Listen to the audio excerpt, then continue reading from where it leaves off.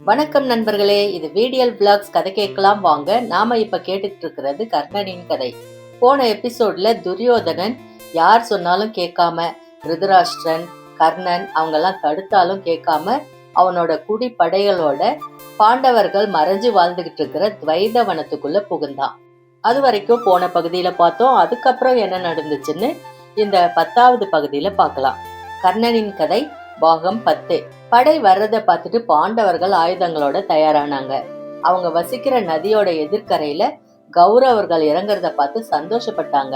அதோ துரியோதனன், அதோ துச்சாதனன், அதோ துரியோதனனின் மனைவி அப்படிலாம் காட்டி பேசிக்கிட்டாங்க. ஆவலா பாக்குறாங்க. அந்த நதிக்கரையில ஒவ்வொரு இரவும் கந்தவர்கள் வந்து தங்குறது வாடிக்கையா இருந்துச்சு. கந்தவர்கள் தங்களோட மனைவி குழந்தைகளோட வந்து நீராட்டம் செய்யறதுக்காக அந்த இடத்தை தேர்ந்தெடுத்திருந்தாங்க. கௌரவர்கள் குடி வர்றத பார்த்துட்டு இது எங்களுடைய இடம், இங்கு வர வேண்டாம் அப்படின்னு அவங்களுக்கு எச்சரிக்கை கொடுத்தாங்க. ஆனா கௌரவர்கள் அதை காதுலயே போட்டுக்கல. ஏற்கனவே கந்தர்வர்கள் உருவாக்கி இருந்த கூடாரங்களை எட்டி உதைச்சு கலைக்கிறாங்க. கந்தர்வர்கள் இத மூர்க்கமா தடுக்க துரியோதனனும் கர்ணனும் கோபமானாங்க. பெண்கள் பிள்ளைகள் எல்லாம் இருக்கும் போதே சட்டுன்னு அங்க ஒரு யுத்தம் மூழுது. கந்தர்வர்களுக்கும் கௌரவர்களுக்கும் கடுமையான போர் நடக்குது. கர்ணன் கந்தர்வர்களை துன்புறுத்தினான். பல பேரை கொன்னு குவிச்சான். கந்தர்வர்களுடைய அரசன் சித்திரசேனன் கோவப்பட்டு கர்ணனுடைய தேரை பொடி பொடி ஆக்குறான். கௌரவர்கள் சிதறி ஓடுறபடி பல அஸ்திரங்களை விட்டு துன்புறுத்துறான். காட்டோட பல பகுதிகளில் கௌரவர்கள் தனித்து ஓட கந்தர்வர்கள் அவங்கள துரத்திக்கிட்டு ஓடினாங்க. கூட்டமா வந்த கௌரவர்கள் இப்போ சிதறி போனாங்க. கர்ணனால கந்தர்வர்களின் தாக்குதலை தாங்க முடியல. உடம்பெல்லாம் அடிபட்டு புண்ணாயிருச்சு. அந்த காயங்களுக்கு மருந்து போட்டதும் மயங்கி விழுந்துட்டான். கந்தர்வர்கள் துரியோதனனை கட்டி இழுத்துக்கிட்டு போய் சித்திரசேனனின் முன்னால நிறுத்துறாங்க. போகும்போதே அடிக்கிறாங்க. எதிர்கரையில நின்னுட்டு இருந்த பாண்டவர்களை பார்த்து துரியோதனன் வாய் விட்டு அழுறான். தன்னை காப்பாத்த சொல்லி சைகை செய்யறான். பீமனும் அர்ஜுனனும் துரியோதனனை காப்பாற்ற விருப்பம் இல்லாம போனாலும் தர்மரோட கட்டளைப்படி யுத்தத்துல இறங்குனாங்க. கந்தர்வர்களை வதைத்து அடித்து நொறுக்கி துரியோதனனை விடுதலை செஞ்சாங்க. அவனை இறுக கட்டியிருந்த கயிறுகளை அறுத்து அவனை விடுவிச்சாங்க. அவனுடைய மனைவி குழந்தைகளை பார்த்து நலம் விசாரிச்சு பத்திரமா ஊர் போய் சேருங்கள் அப்படின்னு சொல்லிட்டு மறுபடியும் எதிர்கரைக்கு நீந்தி போனாங்க. துரியோதனன் அவமானம் தாங்காம புலம்ப தொடங்கிட்டான். மயக்கம் தெளிஞ்ச கர்ணன் ஓடி வந்து துரியோதனனை பார்த்து, எங்கே கந்தர்வர்கள்? எல்லாரையும் அடித்து துரத்தி விட்டீர்களா? நீங்கள் ஒருவனாகவே போரிட்டீர்களா?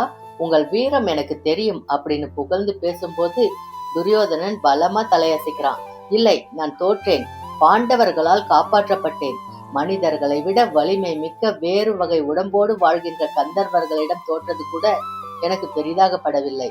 பாண்டவர்களால் காப்பாற்றப்பட்டதை, அதுவும் என் மனைவி மக்கள் முன்பு காப்பாற்றப்பட்டதை நான் அவமானமாக எண்ணுகிறேன். என்னை விட்டுவிடு கர்ணா. எனக்கு உதவி செய்ய யாரும் இல்லை. இதே இடத்தில் நான் வடக்கிருந்து உயிர் துறக்கப் போகிறேன் அப்படின்னு சம்மணம் கட்டி உட்கார்ந்துட்டான். நீ இல்லாமல் அஸ்தினாபுரம் என்னவாகும்?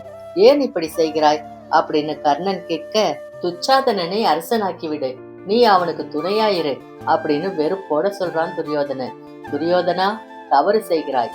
தோல்வியும் வெற்றியும் அரசனுக்கு மாறி மாறி வரும். பாண்டவர்கள் தோல்வி அடையவில்லையா? தோற்று போய் எல்லா சுகங்களையும் விட்டு விட்டு கானகத்தில் தனியே இருக்கவில்லையா? அவர்களுக்கு தோல்வி வந்த போது தாங்கிக் கொள்ளவில்லையா? உனக்கு தோல்வி வரும்போது ஏன் தாங்கிக் கொள்ள மறுக்கிறாய்? எப்பொழுதுமே வெற்றி வர வேண்டும் என்று ஏன் நினைக்கிறாய்? அஸ்தினாபுரத்திற்கு வா. நாம் மறுபடியும் பலம் சேர்த்து கொண்டு மீண்டும் போரில் இறங்குவோம். கந்தர்வர்கள் நமக்கு பகைவர்கள் அல்ல.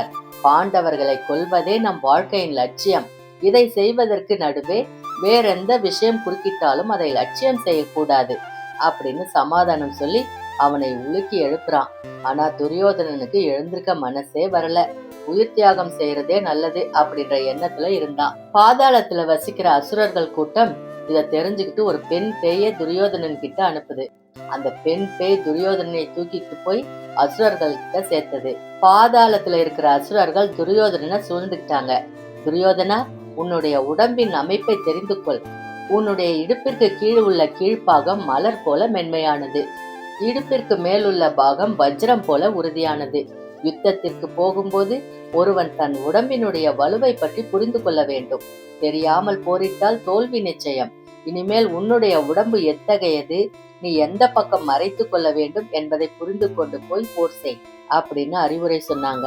இனி நடக்க போகும் பெரும் போரில் நீதான் வெற்றி பெறுவாய். பாண்டவர்களை நீ வெற்றி பெறுவது உறுதி அப்படின்னு துரியோதனனை தேற்றினாங்க. துரியோதனனுடைய உடம்புல பல அசுரர்களுடைய ஆவிகள் புகுந்தது. கர்ணனுடைய உடம்புல நரகன் அப்படின்ற ஆவி நுழையுது. அன்னைக்கு விடியற் காலையில கோபமானவனா கர்ணன் எழுந்து தன்னோட ஆயுதத்தை எடுத்து, துரியோதனா, நான் அர்ஜுனனை கொல்வேன், இது சத்தியம், என் ஆயுதத்தின் மீது ஆணையிட்டு சொல்கிறேன், வெகு நிச்சயமாக நான் அர்ஜுனனை கொல்வேன் அப்படின்னு முழங்குறான். அதை கேட்ட துரியோதனன் சமாதானமாகறான், ஊர் திரும்புறான். ஊர் திரும்பின உடனே பீஷ்மருக்கு எல்லா விஷயங்களும் சொல்லப்படுது. பீஷ்மர் வேதனைப்படுறாரு. துரியோதனன் கிட்ட வராரு. இந்த கர்ணனை நம்பி நீ எதற்கு யுத்தத்தில் பிரவேசிக்கிறாய்? எப்படி சண்டை செய்து ஜெயிக்க முடியும் என்று நினைக்கிறாய்? சாதாரண கந்தர்வர்களின் வேகத்தையே கர்ணனால் தாங்க முடியவில்லையே. அடிபட்டு ஓடி ஒளிந்து கொண்டானே, அவனா உன்னை அர்ஜுனனிடமிருந்து காப்பாற்றுவான்?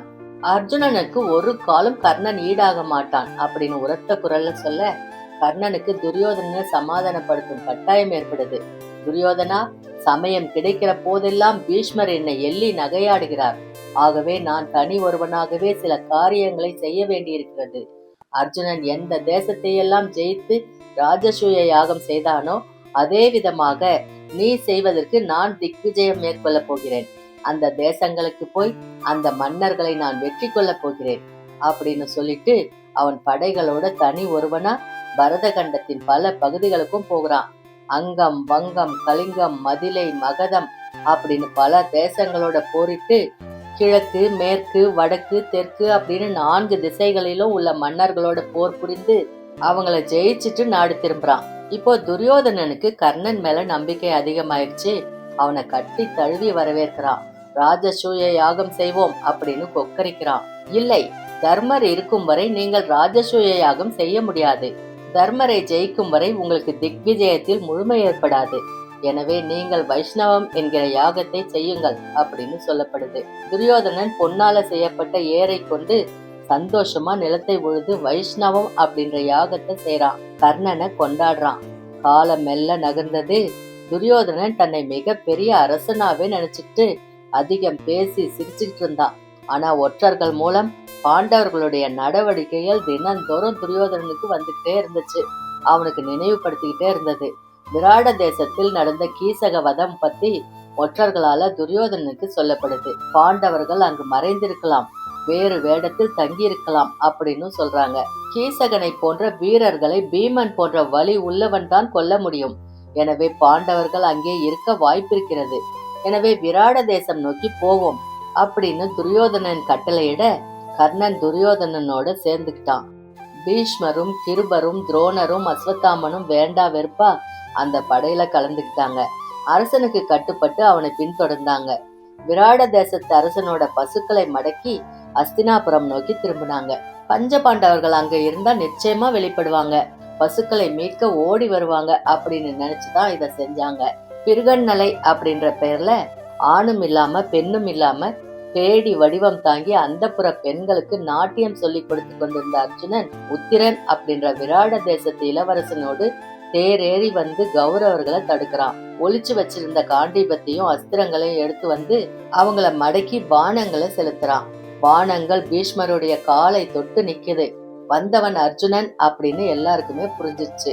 துரியோதனா, கவலைப்படாதே, அர்ஜுனனை நான் கொள்வேன் அப்படின்னு கர்ணன் வேகமா எழுந்திருக்க கிருபர் அவனை பார்த்து சிரிக்கிறாரு. கர்ணா, நீதான் சுயம்பரத்தின் போது லட்சியத்தை அடித்து ஜெயித்தாய். கந்தர்வர்களிடமிருந்து நீதான் துரியோதனனை மீட்டாய். இப்போது நீதான் அர்ஜுனனையும் ஜெயிக்க போகிறாய். போய் ஜெயித்து காட்டு அப்படின்னு ஏளனமா சொல்றாரு.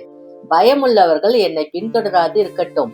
அவர்கள் துரியோதனனுடைய படையிலிருந்து விலகி கை கட்டி ஓரமாக நின்று வேடிக்கை பார்க்கட்டும் அப்படின்னு பதிலுக்கு கர்ணன் சீறி பேசுறான். அஸ்வத்தாமனுக்கு கோபம் வருது. என்ன கேவலமான அரசியல் செய்து கொண்டிருக்கிறீர்கள்? பாண்டவர்களின் ராஜ்யத்தை அபகரித்து விட்டு இப்பொழுது போரில் நான் ஜெயிப்பேன், நீ ஜெயிப்பேன் என்று ஏன் பேசிக் கொண்டிருக்கிறீர்கள்? உங்களால் அர்ஜுனனை ஜெயிக்க முடியாது. அவன் தவம் செய்து இன்னும் தன்னை பலப்படுத்தி கொண்டிருக்கிறான். நீங்கள் தோற்க போவது நிச்சயம் அப்படின்னு சொல்ல, நன்றி கெட்டவர்கள் அப்படின்னு கர்ணன் உரக்க சொல்லிட்டு அர்ஜுனனை நோக்கி போறான். பலமா தாக்கப்பட்டான். துரியோதனன் புறங்காட்டி ஓடுறான். ஆணிரைகள் அர்ஜுனனால மீட்கப்படுது. கௌரவர்கள் தப்பினால் போதும் அப்படின்னு அஸ்தினாபுரத்தை அடையறாங்க. வந்தவன் அர்ஜுனன் தானா அப்படின்னு பீஷ்மர் கிட்ட துரியோதனன் கேக்குறான். ஆம் அப்படின்னு பீஷ்மர் சொல்றாரு. அப்படியானால் 13 வருடம் இன்னும் முடியவில்லை, மறுபடியும் அவர்கள் 13 வருடம் கானகத்திற்கு போக வேண்டும் என்று சொல்லிவிடுங்கள் அப்படின்னு சொல்ல, இல்லை, உனக்கு கணக்கு தெரியவில்லை. பஞ்ச பாண்டவர்கள் கணக்கிலே வல்லவர்கள். சகாதேவன் அங்கே இருக்கிறான். 5 வருடங்களுக்கு ஒரு முறை 2 மாதங்கள் ஒன்று கூடும். பகற்பொழுது அதிகமாகும், ஒரு நாள் கூடுதலாகும். நீ புரியாமல் பேசாதே. பாண்டவர்கள் வெளியே வரும் காலம் வந்துவிட்டது. அவர்கள் வெளியே வருவார்கள். கண்ணனை துணையாக கொண்டு இந்த சபைக்குள் படியேறுவார்கள். ஏதாவது கொடு என்று உங்களை கேட்பார்கள். அப்பொழுது நீ கொடுத்துத்தான் ஆக வேண்டும் அப்படின்னு பீஷ்மர் சொல்ல, துரியோதனன் முடியாது, எதுவும் தர முடியாது அப்படின்னு உரக்க சொல்றான்.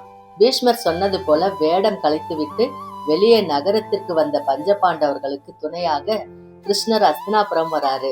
விதுரர் வீட்டுல தங்குறாரு. நம் தேசத்திற்கு வந்துவிட்டு தன் வீட்டுக்கு வராத கிருஷ்ண பரமாத்மாவை பார்த்து துரியோதனன் கோபத்துல பொங்குறான். ஏன் வரவில்லை அப்படின்னு கோபத்தை அடக்கிக்கிட்டு கேக்குறான். நான் உன்னுடைய எதிரிகளான பஞ்ச பாண்டவர்களுக்கு தூதனாக வந்திருக்கிறேன்.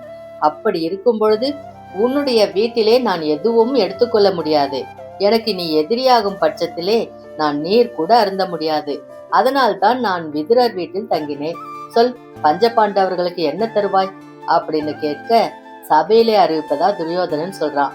பெரிய குழி தோண்டி அது மேல பாய் விரித்து அது மேல சிம்மாசனத்தை போட்டு கிருஷ்ணரை கொல்றதுக்காக ஏற்பாடுகள் செய்யறான். கையில் விலங்கிட்டு நடக்க முடியாமல் தள்ளாடும் போது அடித்து கொன்று விடுங்கள் அப்படின்னு வீரர்களுக்கு கட்டளையிடுறான். தூதுவனை கொல்வது முறையன்று அப்படின்னு பலர் சொல்லியும் துரியோதனன் கேட்கவே இல்லை. பாய் நகர்ந்து சிம்மாசனம் பள்ளத்தில் விழுது கிருஷ்ணர் தன்னுடைய விஸ்வரூபத்தை காமிக்கிறாரு. பிரம்மாண்டமான வடிவெடுத்து வானுயர பூமியின் அடியாழம் வரை கால் இருக்க உயர்ந்து நிக்கிறாரு. துரியோதனன் அதை பார்க்காம கண்களை மூடிக்கிட்டான். கர்ணன் கொஞ்சமா அவருடைய விஸ்வரூப தரிசனத்தை பாக்குறான். கை கூப்புறான். கடவுளே பஞ்ச பாண்டவர்களின் பக்கம் நிற்கிறதே, என்ன செய்வது அப்படின்னு மனம் கலங்குறான்.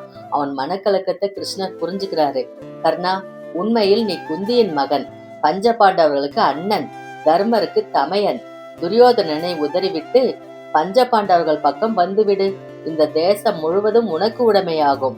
நீ அவர்களுக்கு அண்ணனாக இருந்து சிம்மாசனம் ஏறி மணிமகுடம் தரித்து பரத கண்டம் முழுவதையும் ஆட்சி செய்யலாம் அப்படின்னு சொல்றாரு.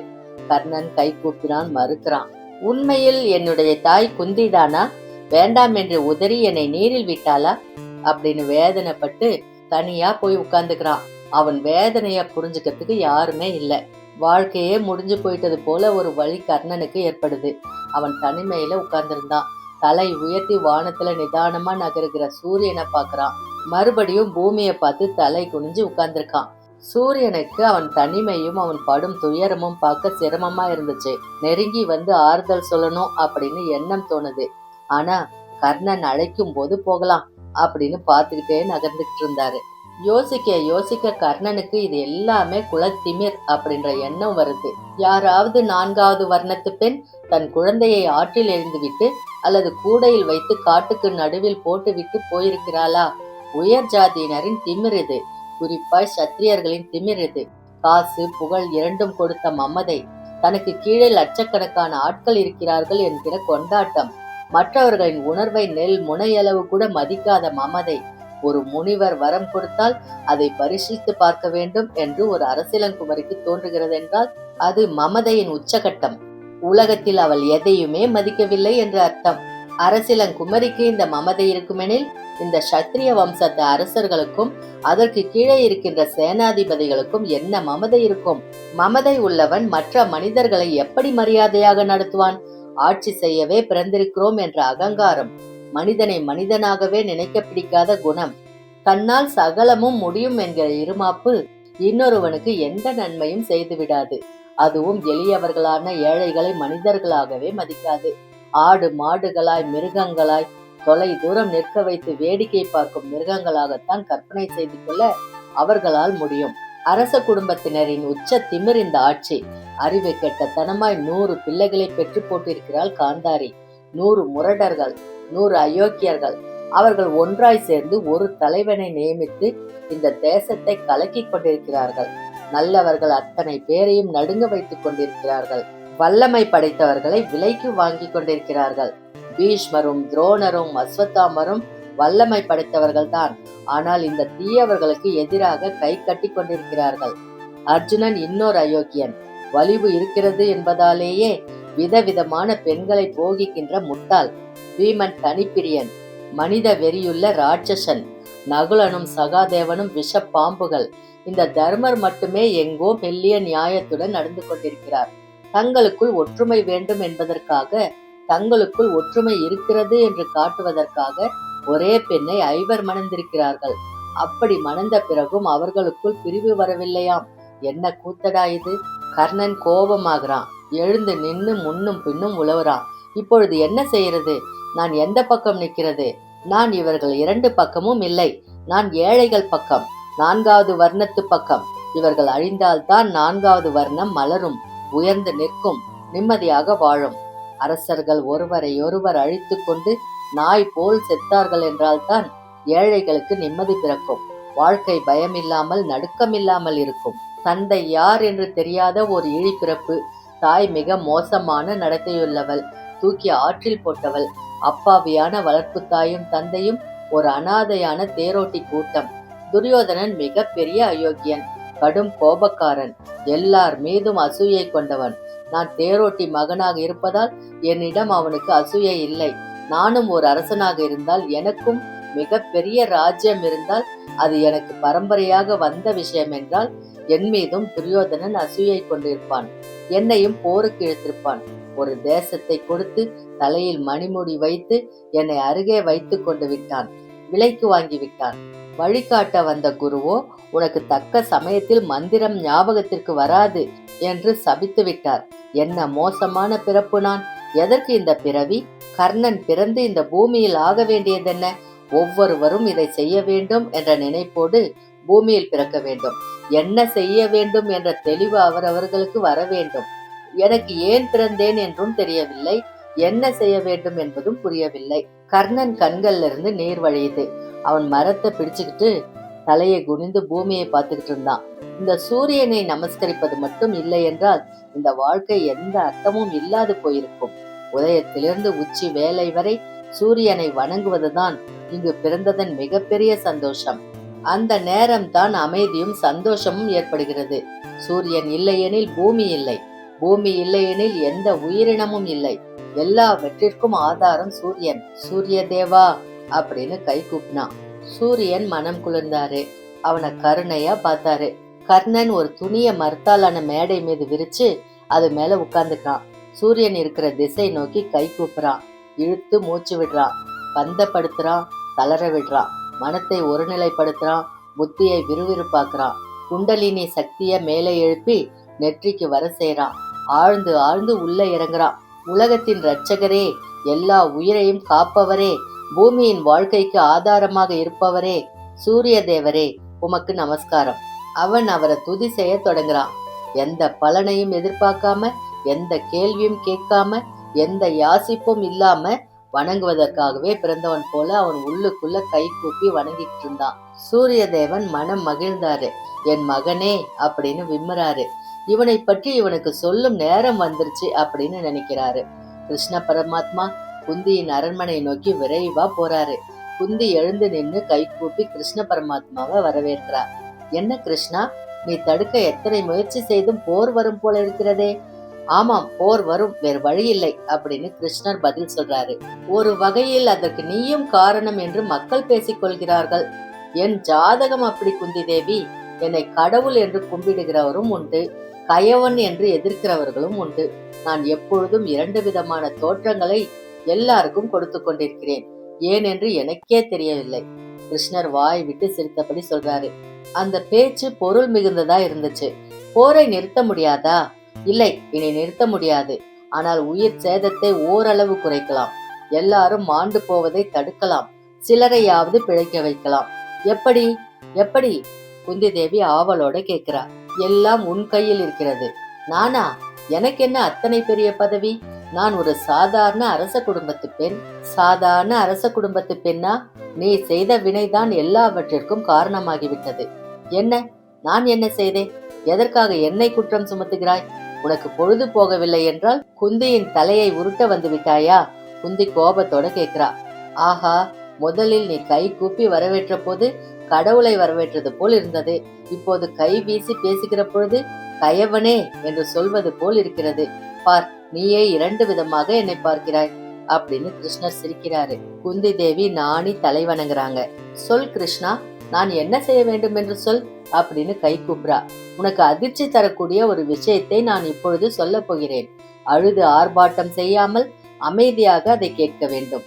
சகலமும் உன் விளையாட்டு என்று பெரியவர்கள் சொல்வது சரியாகத்தான் இருக்கிறது. இப்பொழுது என்னிடம் விளையாட வந்திருக்கிறாய். உன் இஷ்டம் போல் எது வேண்டுமானாலும் செய்து கொள். என்ன செய்தி எனக்கு சொல். துரியோதனனுடைய நண்பன் கர்ணனை உனக்கு தெரியுமல்லவா? ஆம், பார்த்திருக்கிறேன். அர்ஜுனனுக்கு எதிராக வில் வளைத்து ஒரு சபையில் அவன் வித்தை செய்த விதம் எனக்கு இன்னமும் மறக்கவில்லை. பசுமையாக இருக்கிறது. வாலிபனாய் இளம் மீசையோடு வில்லுடன் வந்து நின்ற காட்சி இன்னமும் நெஞ்சில் இருக்கிறது. ஏன் எல்லாரையும் விட்டுவிட்டு கர்ணன் மீது அத்தனை ஈடுபாடு? தெரியவில்லை கண்ணா. ஏதோ அவனை பார்த்து கொண்டே இருக்க வேண்டும் என்று சொல்கிறது. அவன் தலையை தடவி உச்சு முகர வேண்டும் என்று மனம் சொல்கிறது. வா, உனக்கு உணவிடுகிறேன் என்று எழுந்திருக்க வேண்டும் என்று தோன்றுகிறது. அவனை பார்த்தாலே ஒரு பரபரப்பு ஒட்டிக்கொள்கிறது. மேலாடையால் அவன் முகத்தை துடைக்க வேண்டும் என்று ஆசையாக இருக்கிறது. அட, எதிரியின் நண்பன் மீது இத்தனை பாசமா? யார் எதிரி, யார் நண்பன்? மனிதர்கள் தேவையில்லாமல் ஒருவரை ஒருவர் அடித்துக் கொண்டு சாகிறார்கள். இந்த பூமியில் மனிதர்கள் வாழ்வதற்கு ஏகப்பட்ட இடங்கள் இருக்கின்றன. எங்கேனும் போய் எவரேனும் ஒரு ராஜ்யம் தோற்றுவித்தால் கூடாது என்று யார் சொல்ல போகிறார்கள்? இது என் ராஜ்யம், அது என் ராஜ்யம் என்று பிரித்து வைத்துக் கொள்கிறார்கள். யார் இதை கொண்டு போக போகிறார்கள்? இங்கு எல்லாமே தற்காலிகம். இது புரியாமல் இவர்கள் பிதற்றுவதை பார்த்தால் வேடிக்கையாக இருக்கிறது. ஆஹா ஆஹா, ஒரு முனிவரின் மனைவி பேசுவதை போலல்லவா பேசுகிறாய்? அற்புதமாக இருக்கிறது அத்தை. கண்ணன் குழைவா சொல்றாரு. பாண்டு ஒரு முனிவரை போல் தானே வாழ்ந்தார். எத்தனை பேசியிருப்பார். கூடல் இல்லை என்ற காரணத்தாலேயே நாங்கள் விலகி இருக்கவில்லை. இன்னும் நெருக்கமாக இருக்க வேண்டும் என்பதற்காக நாங்கள் பேசினோம், விடாது பேசினோம். எப்பொழுது நினைத்தாலும் ஒருவரை ஒருவர் எழுப்பி நான் என்ன சொல்ல நினைக்கிறேன் தெரியுமா என்று தத்துவங்கள் பேசுவது எங்களுக்கு வழக்கமாகவே இருந்தது. அற்புதமான நாட்கள் அவை கண்ணா. அதற்கு முன்னால் உள்ள நாட்கள் எப்படிப்பட்டவை குந்தி தேவி? கண்ணன் மெதுவா கேட்கிறாரு. அதற்கு முன்னால் என்றால் நீ அரசிலங்குமரியாக கன்னிகையாக இருக்கும்போது என்ன நடந்தது? ஏதேனும் முக்கிய நிகழ்ச்சி நடந்ததுண்டா? குந்தி தேவி திகைச்சு போறாங்க, தலை குனிறாங்க, செடிகளை விலகி போக சொல்றாங்க. கண்ணனை நோக்கி குந்தி மறுபடியும் கை கூப்புறாங்க. அது வரைக்கும் இந்த பகுதியில பார்த்தோம். அதுக்கப்புறம் என்ன நடந்துச்சுன்னு அடுத்த பகுதியில பார்க்கலாம். அது வரைக்கும் உங்களிடமிருந்து நன்றி கூறி விடைபெறுவது விடியல் விளாக்ஸ் விடியல். நன்றி, வணக்கம்.